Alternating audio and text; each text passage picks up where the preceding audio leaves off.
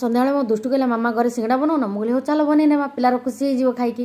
ତ ଏଇଠି ମଇଦା ନେଲି ଆମର 2 କପ୍, ସେଥିରେ ତେଲ ନେଲି 2 ଚାମଚ, ତାପରେ ସ୍ୱାଦ ଅନୁସାରେ ଲୁଣ ଦେଇକି ପାଣି ଅଳ୍ପ ଅଳ୍ପ ଦେଇକି ଯେମିତି ଆମର ଅଟା ପାଇଁ ଲଗାନ୍ତି ଟିକେ ତାଠୁ ଶକ୍ତ ଆମର ଲଗେଇ ନେଲି। ତାକୁ ରେଷ୍ଟ ଦେଇଦେଇଛି ଏବେ ଅଧଘଣ୍ଟାଟି ପାଇଁ। ଏବେ ଚାଲନ୍ତୁ ତା ମଝିରେ ଷ୍ଟପିଂ ଦେବା।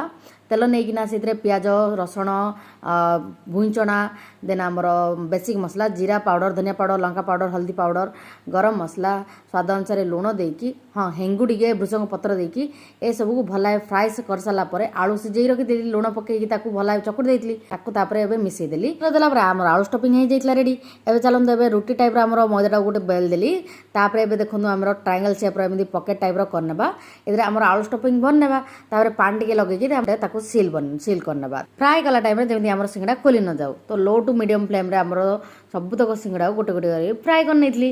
ଆମ ଦୁଷ୍ଟୁ ତ ଖାଇକି ପୁରା ଖୁସି, କାହିଁକିନା ତାକୁ ଷ୍ଟପିଂଟା ବହୁତ ବଢ଼ିଆ ଲାଗିଥିଲା।